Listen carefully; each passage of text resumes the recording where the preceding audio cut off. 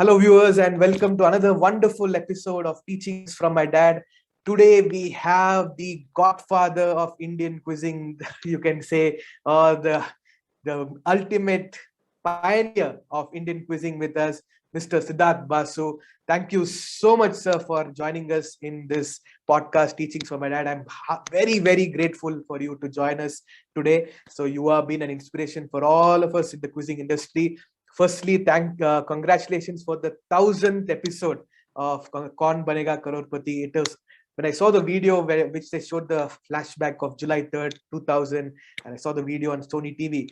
It was completely goosebumps. All of us were emotional because I think it changed all our lives, not just people like Quizmasters like us, but the entire nation. So thank you once again wholeheartedly for the entire KBC, and not only KBC, and so much you have done for the quizzing industry, but KBC is something which now 1,000 episode has happened. So thank you so much, sir, and welcome to this podcast.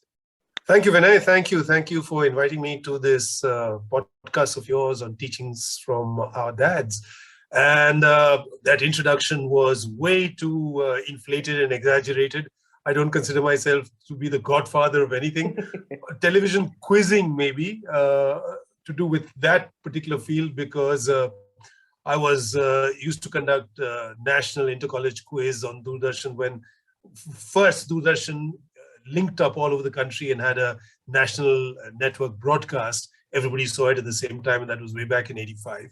So in that sense, I was amongst the pioneers of television quizzing. And as it happens, because people seem to like what they saw, we've been having a lot of television quizzes over the years, apart from various other programs that we've done.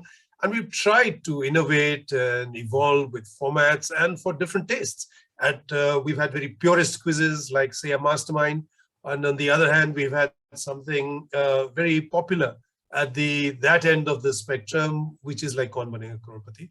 And that, of course, was something that we broke through. There was a language barrier we broke through by doing it in Hindi, because then the audience, the viewership grows exponentially by a factor of several times. Way more than 100 times. That's an underestimation. And from there on, from Hindi, and that's how we met. It broke into languages, and not just that format, but other quiz formats that have been done in different languages.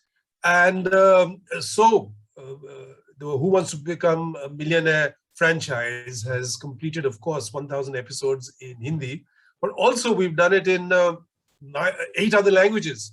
9 languages in all, including Hindi. And in the other languages, other than the 1,000 in Hindi, there's been more than almost 1,650 episodes over several years in Tamil, in Telugu, in Kannada, in Malayalam, in Bangla, in Bhojpuri, in Kashmiri, and in Marathi, which is a whole lot of languages. And we can draw some satisfaction from the fact that we've been able to break through viewership and introduce people to this. And it's beginning. I wouldn't say that that it has completely transformed the landscape, but it has opened up people to the factual entertainment, to expand their awareness in general knowledge, and to be curious about things and share that, and to be engaged in these kind of shows. So to that extent, it's been satisfactory, and I haven't done it alone. Vinay, there's been a whole team along with close associates, my wife Anita, of course, with whom we set up the company, and a colleague called Karun Prabhakaran, who now is not working, but at the same time instrumental in setting up the organization Synergy, which later has morphed into several other forms. At the moment is defunct. As a matter of fact, we stepped back from the company some years back and handed it back to Reliance Entertainment. But now we have a small company, Tree of Knowledge Digital, which is trying to innovate. We are trying to now develop apps which will be interactive and will engage not only the student community, but anybody who wants to sort of, find out more and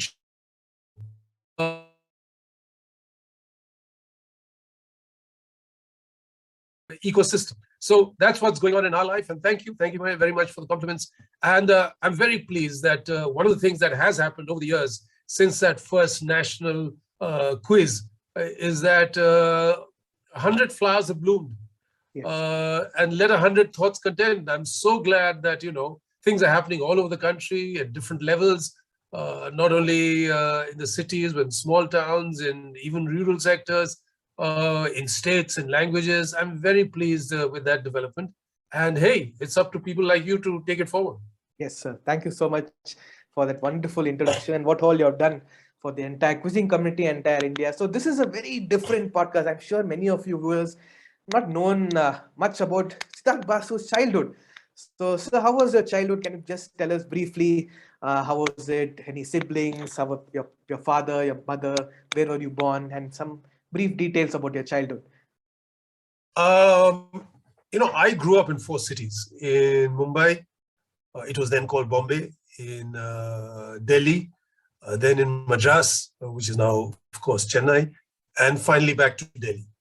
So that has been my movement. My parents, my father, Archan Kumar Basu, he was a bank executive for all his life. He worked with a British multinational company called Mercantile Bank, which was one of the 4 sort of divisions of something which is now called HSBC, Hong Kong and Shanghai Bank. There were then 4. There was HSBC, there was Mercantile Bank, there was British Bank of the Middle East, and one more, I forget the name at this point of time. So he was a bank executive. They were Calcuttans mainly, both him and my mother was Abha Basu. After Calcutta, his next posting outside Calcutta was in Bombay. I have 2 older sisters, Jayanti, who has been an academic. She teaches, she's done research work, and in literature and then in social anthropology. She's 9 years older. And I have another sister called Arundhati Menon. She's based in Chennai for the longest time, and has done a lot of work in handlooms and handicrafts, and used to run a absolutely well-known, very well-known and sort of almost a Chennai institution called Shilpi, which a lot of people used to go there for her handwoven and handloom sort of things that she used to curate from all over the country. Those are my 2 siblings, my older sisters. And Bombay, as I said, was where I spent the first 7 years of my life. Okay, because my father was posted there. And first at a place at Union Park in Pali Hill, and then in Khar. I have very happy memories of childhood in Khar, particularly because we used to live in a building with 5 flats, just 5 flats. It was a close neighborhoods. There was a number of contemporaries, some a little older, some younger. So it was a close-knit community. We used to live in and out of each other's houses, and it was a diverse mix. We had Gujaratis, we had Marathis, we had Tamilians as our neighbors, and of course we were Bengalis. And so it was, it was wonderful. This was, through the mid-50s to the early 62. That is when, we were in that town. My school was based in Montessori. We went very early, which was on the beach, which was lovely. It was spread out under coconut trees and, sort of little low cottages and spread around the beach. It used to be run by the Theosophical Society, of course, and it was very free, but it was very open. And that was my first sort of preschool, as it were. I was there till the 2nd. And then in the 3rd, I joined Cathedral and John Connon at the other end of the city. But my father used to work in Flora Fountain. The Mercantile Bank office was there. And that was across town. But then one of my neighbors' parents too had an office there. So my father used to take us to school. And when school got over in the late afternoon, evening, we used to come back with in a car with my friend's father's office from using a car from there. So those were my first 7 years, spent in Mumbai. And we used to, as I said, the activities, we used to play together. We used to have a rum time together. I used to remember play pretend, through the summer months in the holidays. We used to pretend there's a storm at sea. We used to dress up pirates. We used to do a lot of play acting. My elder sister used to do little plays. She used to stage, skits using everybody. So that was great fun. And then, of course, playing actively, badminton, cricket, cycling around the neighborhood, a lot of stuff we used to do together, and wonderful picnics because the bank had a sort of shack on Marve Beach, which is now rather built up and crowded. At that time, there was nowhere, nothing within kilometers. And so we used to go there on the, once or twice a month and spend weekends there. And it was really beautiful. It was a cottage, which was just 100 yards from the sea. There was nothing else close by. So those are wonderful memories of Bombay. And of course, that end of town was very different. It wasn't so congested. It was a crowded city always, but not so congested, not so built up.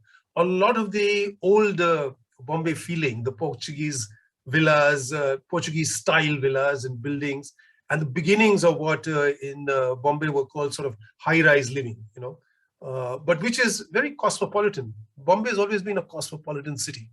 And that was those were my first 7 years.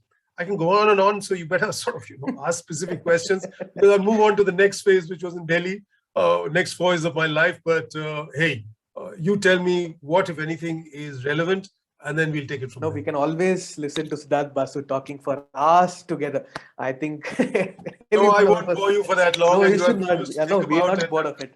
We love the way you speak and how you listen. And even my father worked for a long time in Mumbai. So this is a tribute to my late father. So even he worked in Mumbai for a long time. So very nice to hear the story. Oh, this is a very good idea. Thoughtful of you to have developed these whole podcasts dedicated to your father and to fathers generally, I think, and from what happened from there. Sorry, over to you. So if you want to, sort of focus this conversation a little more. So let me ask you some very specific question. Any incident from your childhood where you felt like your father was very strict at you, but later you realized he was trying to imbibe a certain value or a certain lesson to you?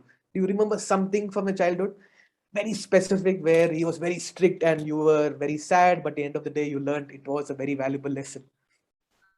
Right. I think to just put things in context, we, in many ways, we were closer to our mother because she was there all the time. And my father was a workaholic, and a very conscientious worker. He used to spend long hours at the office at the other end of town, always, throughout his career.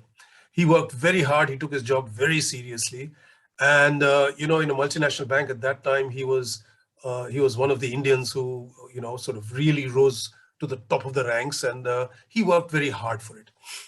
And so we didn't see as much of our father as we did our mother, but he used to love company.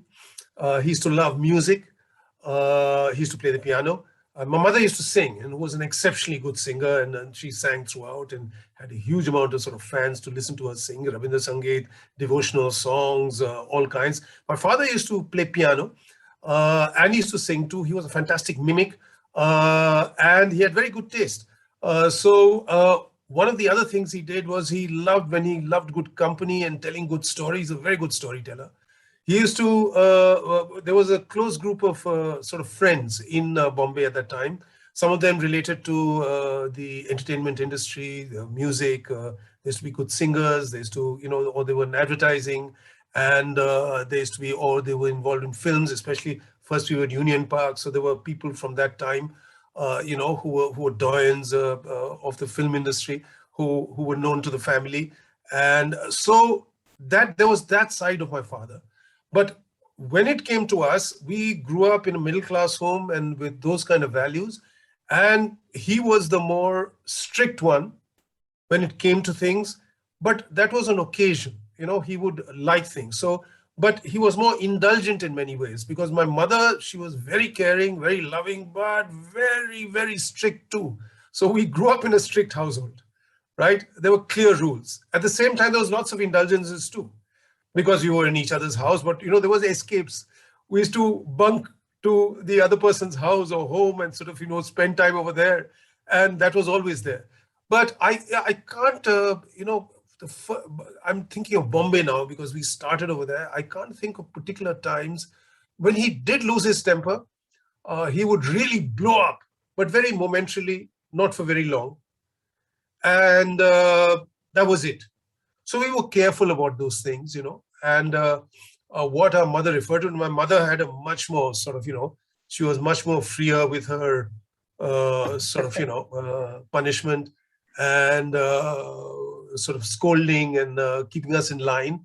But at the same time, my father, because his temper was sort of, volcanic, it happened much more rarely. And offhand, I really can't remember a particular thing where he got,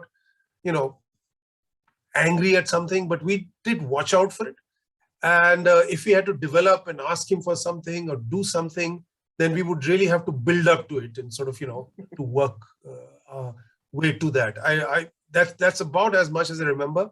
I'm trying to remember a particular incident where, where he may have been very strict or very angry, and but I don't think I can. No. No problem. No.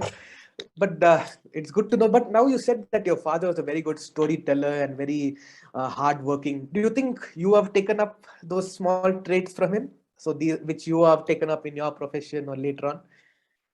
See, I believe all of us children have, my sisters and me, we have traits of both our parents to some different measure. If I think of what I may have got from him, it is a certain, my mother was very intuitive. She was emotional, and she was artistic, and she was, very, very supportive about whatever you do. I'm with you, but do it as well as you can, and we will support you. Okay. She had very strong and clear morals, and she was very rigid about those things. My father was very rational. And I think if I've got something from him, it's the more rational side of things. He used to think things through. His father, incidentally, was in Bengal. He was among the prominent freedom fighters. He was also in public life. He was the sixth mayor of Kolkata after Dr. Bidhan Chandra Rai and Subhash Bose. He was a close associate of Chittaranjan Das and Subhash Bose. He was a lawyer. He'd been the president of the Calcutta Bar Association. Later on, as I said, he became a mayor, after which he became a minister in undivided Bengal. And then finally, he was in the Rajya Sabha for 2 terms, right? My father grew up without a mother for much of his life, because he lost his mother when he was 4, and his younger brother was barely born. There were 3 brothers. So he grew up in a bit of a joint family, because my grandfather, he was one of 5 brothers. And they sort of, while in time they had different homes, when my father was a child, he grew up in, in a joint family, as it were, raised mainly by his aunts, and the uncles were all busy. One was a doctor, one was a professor, and so on and so forth. So he was, in many ways, a person who had grown up without his own immediate family. So he related to us a little differently, with certain formalities and certain lines, except when it came to sort of, family gatherings and, things that we did together. But as I said, from his lawyer father, and from his own bent of mind, and from the values of democracy, of equity, of needing to do something about the last man in the line, about working for other people, was something which was ingrained in him. And he would talk things through, whether it was laws, whether it was principles, whether it was, seeing 2 sides of a point, whether wanting to hear all sides of a point, not just 2 sides of a point, whether weighing pros and cons, the right and wrong of things. He was rational, and that was one thing that we sort of learned from him, and which became hardwired into our own systems. So that way of thinking, the rationality, is something I believe that we got from our father. He was very good at mental maths. He was very quick. He would do those kind of things, which I never got that sort of, tendency. But that, as I said, a certain way of rationalizing and thinking is something that, we got my father. My mother, on the other hand, very intuitive. She was from a Zamindar family. Oh. Yeah, from Joynagar in West Bengal. So, which is more feudal and which is more, sort of, in many ways is very different, in the ways the values are sort of ingrained, more religious, more ritualistic in her observance, in her own way. And she was a very striking personality. My mother was regarded as, and was actually very beautiful. And she was, so she would always be the center of attention wherever she went, beg your pardon. And, but she was very strict about, what she thought behavior should be, how things should happen. And also she was center of attention because of her singing abilities, because things would just happen around that. So we grew up, as I said, not just there, but also in Delhi later, where people would come to the house. There would be soirees, there would be musical soirees, or she would be invited to sing at places. Things would happen, sometimes informal, sometimes people would just come for that. So we grew up with that, and she was a very powerful singer. So those were some of the most shaping sort of, values when we used to, because she was a bhakti singer. So the bhakti was really sort of very strong. And when she sang other kinds of songs, what do you call bhav, the feeling, it was not just technical. It was not just tal and lay and, just hitting the notes. She sang with a lot of feeling. And that was one of the things that, that was a very strong shaping influence on us, because we would be moved, people would be moved. And that would be one thing that, that stayed with us. And as for my father, he was, as I said, though he had very artistic sensibilities and refined tastes, whether in food, that's another thing that I picked up from. My mother was a fantastic cook, but she never ate much. My father was a foodie. He used to love food, and had a great taste for all kinds of different food and made sure that we had, developed a taste for all kinds of things. Also, he was in a British bank, so they used to have chamaris, a sort of mess where they serve food in a certain way, and with very British etiquette they would eat and drink. So he was one person who could debone a hilsa fish, which has hundreds of bones with a fork and knife. My God. He could actually do it. That's the way he was.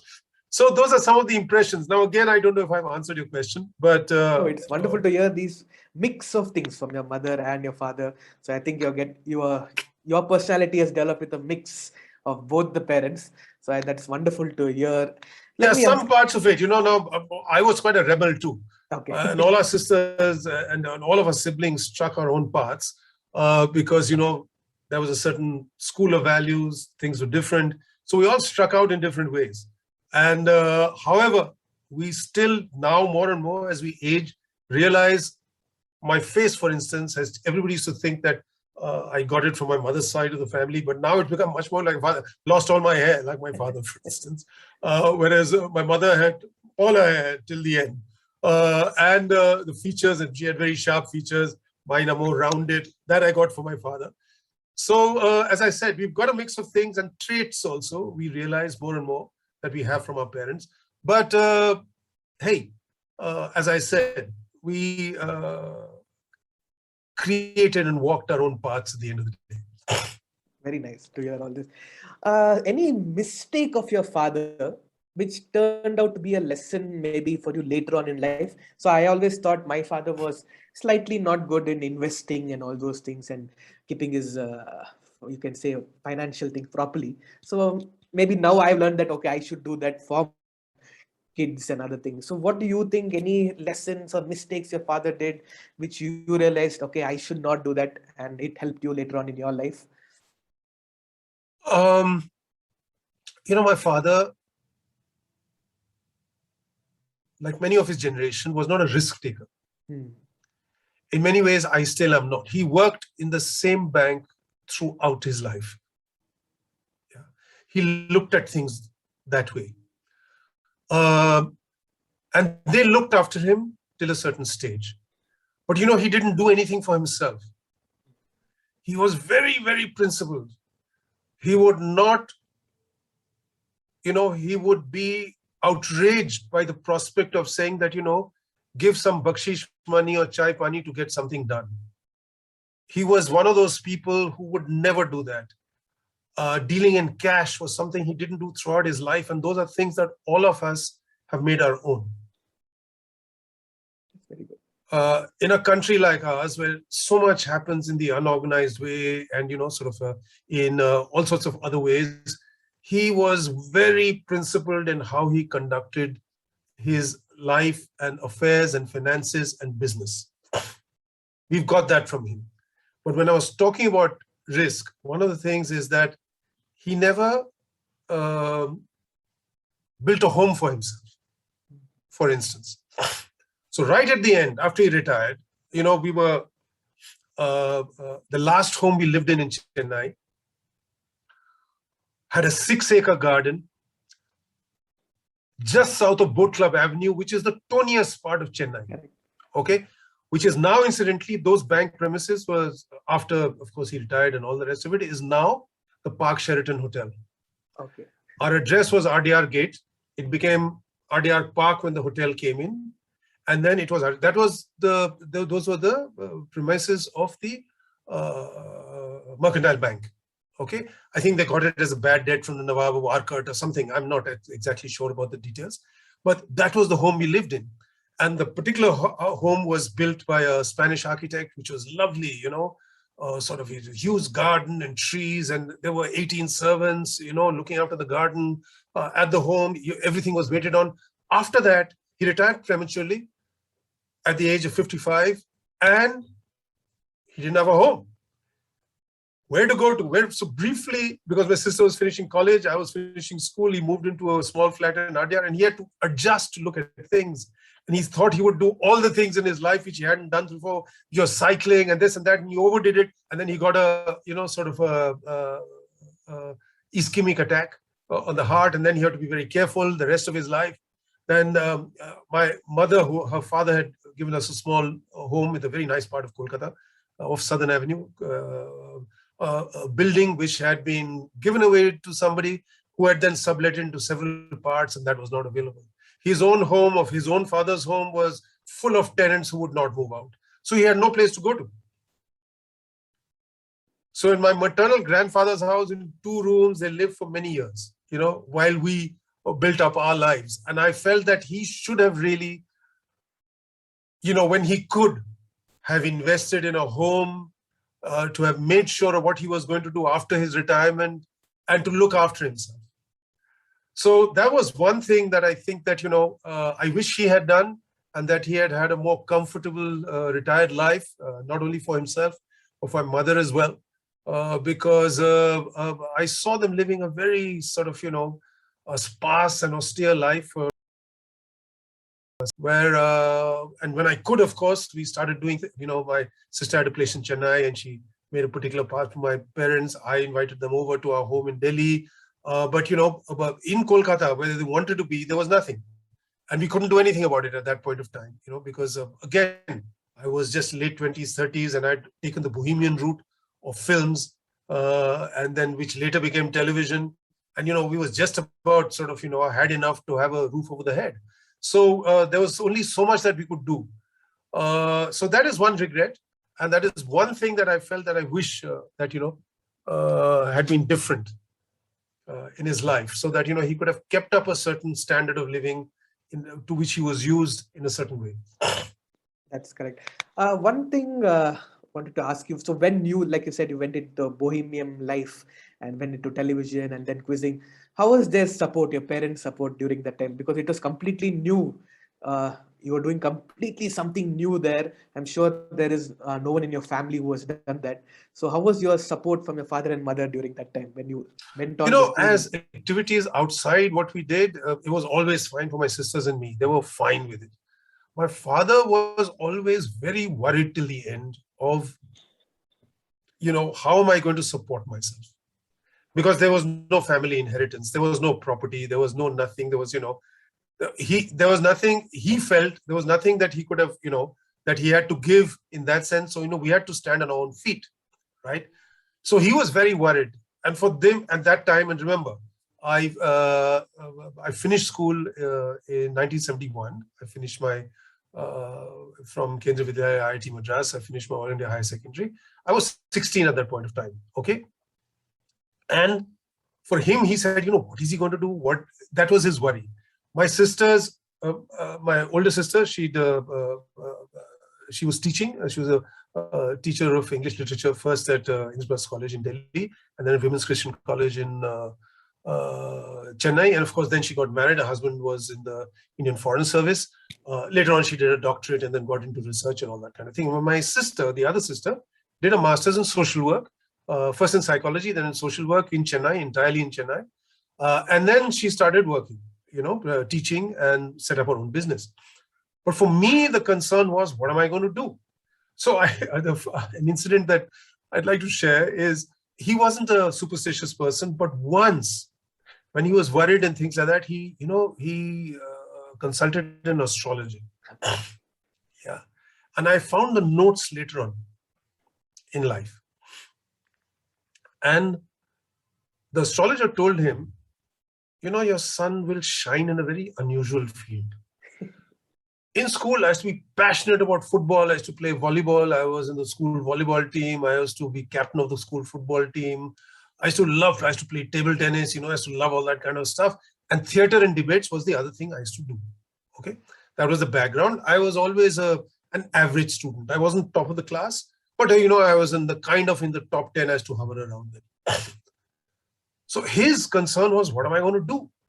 So when the astrologer told him, your son is going to shine in a very unusual field, he dutifully noted down nuclear physics and neurosurgery.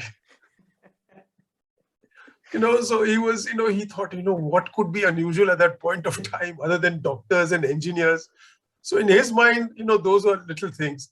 Then after school, I did literature at St. Stephen's College. Yeah, in Delhi, and I was staying in residence. In last 6 months of school, I was in the hostel at inside the IIT campus, which was really beautiful, and I liked that, preparing for that. But then I wasn't, I came to Delhi, and theater became my big passion, and I got into different things, and then later into documentary filmmaking and 16mm black and white. And I used to just about make ends meet, but I was fending for myself right from college. All my pocket money I used to get from doing radio shows, because Yuvani had just opened up. So we used to do programs and features there, but we were also announcers on Yuvani and on General Overseas Service. So, and we used to get a fee. I remember Yuvani, every time you did it, Yuvani, every time a guest came on, you got 15 rupees. And if you were an announcer, you got a week's contract, right? So you had to do so many mornings, so many evenings, you got 60 rupees, 62 rupees to be precise. That was constituted a lot of my pocket money. And we used to do little voiceovers for radio, and theater used to happen. That was my pocket money. That was how I used to support myself. After college, my master's, I tried to make a living of theater, which was very, very idealistic and impossible, because there still isn't a livelihood in theater, as it were. So however, I used to do sort of, workshops and annual plays for colleges and, that kind of thing, for which I used to get a fee, or sometimes with theater groups in Kolkata, elsewhere, or small, 400-500 rupees, 600, then, you would share a room somewhere and sort of get by like that. Then I started working on film, and then I could support myself because I was writing, directing, researching, editing on black and white film, popular science films, as well as development features. For almost 8 years, I did that. That's how I supported myself. A mix of theater, voicing, this, that, and the other. So at that time, no, sort of future seemed in store. Also, we needed to marry. I took a white-collar job briefly to be able to, because my wife's parents were settled in England, and they're Kashmir Pandits. So they were very, sort of, who is this guy, who was making films and, barely able to make ends meet. So I took on a white-collar job. I became effectively an events manager with the Taj Group of Hotels in Delhi. Oh, okay. And it was called the Cultural Attaché, which was a, very impossible kind of, almost comical kind of name. But however, it was a regular job. For 2 years, I did that. Okay. And during that time, I got married. My wife was a journalist. She was actually qualified to be a journalist from Indian Institute of Mass Communications. And then she was working at India Today. So both of us, So we were kind of had some kind of income, and so we could begin our life. But towards the end of that tenure at the Taj, when I thought I'd done enough, and we did a lot of exciting things there for 2 years, from plays to jam sessions to something for kids or for big events like World Energy Conference and Commonwealth Heads of State, So I learned a lot of practical things on how to manage things and got a commercial sense from doing all those things. But during that time, at the end of that, my former filmmaking colleagues asked me to just introduce a show, which was a game show they were doing. Doordarshan was just opening up to independent producers. And I was supposed to just, they had seen me being default master of ceremonies for some of these hotel events, and they knew of my filmmaking and theater sort of background, of course. So they said, just come and introduce this pilot that we're making. And there was a, sort of venerable quizmaster called Siddhartha Basu. He was then managing director of Mercury Travels, and he used to run a column in Illustrated Weekly called Quiz Mountain, which was very respected. And he was part of the Calcutta sort of, first generation of heavy-duty quizzers. So Partha was conducting this thing called Safecracker, and they just told me, hey, just come around and, just introduce the show at Kamani Auditorium. It was 10 minutes from the Taj Mansingh Road. So I went and I said, what do you want me to do? I said, just rah, said, this is the show, this is the people, and that's it. It'll take you 10 minutes. So I did a little 1 minute, 2 minute introduction, and I went off. 1 month later, they said, the sponsors and the Doordarshan all are saying, why don't you conduct the show? And I was looking to move out of, the hotel. I thought I'd done enough over there. And that's how I hosted my first quiz. I'd never quizzed before that in my life. So that became, on network at that point of time, 9 o'clock was the only slot. 9 and 9:30 were two slots for independent producers. Sunday evening, 9 o'clock for one whole year became quiz time. And it went into every home because network by that time had been established after the Asiad, national network had been established. And so one became a household name. And first year I was only the host. I used to get all the flack for problems of research and questions and everything like that. So then I took it on, and then I started directing and producing myself. And that is the time where, that visibility. So my father, for him, he said, oh man, so this is the fame. He kept every cutting, everything that was ever written, every letter. He took great pride in my achievement. However, he didn't still think there was a livelihood in it, you see. And, there wasn't much of a livelihood for each one of those episodes at that time. And mind you, fully self-employed. So, I was paid 1,000 rupees per episode. Okay. And we had to live off it, And 85, as the first program, our son, our first child was born. So all that had to happen. So it was not easy to set up an enterprise as a television production house, and to go from strength to strength, mostly quiz programs, but a lot of other kind of programs that we did. So we slowly built it up. My wife and I and a colleague called Karun, we set up the company, we set it up, and it grew. So that's what happened as far as my father was concerned. Till pretty late, he wondered, hey, is this really a sort of, is it a career? Is it a livelihood? Can it be there? Towards the end, he started getting reconciled, but, he was never really comfortable with this business of, you have a project today, tomorrow you may not have a project. How are you going to go from thing to thing? Because as I said, he worked in the same thing for 30 years of his life. My mother, on the other hand, was always completely supportive. Do it the best you can. There is faith, there is belief. Just keep on doing it. So those were two ends of the parental kind of, spectrum. Perfect. Wonderful story you said, sir. I think so much knowledge is coming out of this podcast. It's not just about teaching from our dad. It's about your entire life. Let's me conclude with maybe a few more this one. How are you as a father, sir? So now we come to you as a father. You'll have How to are ask you my as a children. father? You will have to ask my children. We've been very pretty hands-on parents. My wife, Anita, much more so than I, because she was, we hadn't planned it that way. But when our first child was born, she was a hands-on mother, and she's at home, she's very hands-on. Though she too has been she's been in theater, she's been a professional model and an active journalist. But after the child, after, came along and figured, she figured that as long as the children were young, she would be a full-time mother, you know. So she stopped working outside the home. That is, a home always keeps you very busy. And when the second child was born also, and she would then, in stages, when the children grew more independent, she was more flexi time, right? But we, both of us were pretty hands-on parents, grew close to our child. A lot of the decisions we made for their well-being, which was first, the home we lived in Vasant Kunj, which is a DDA colony, our first home, as it were, the first one that I bought with my own earnings. My father helped me with that, and that's one of the things I always thank him for. When I didn't even think of houses, it was all rented homes and everything like that. He made us invest, put in a sort of, deposit for a self-financing home.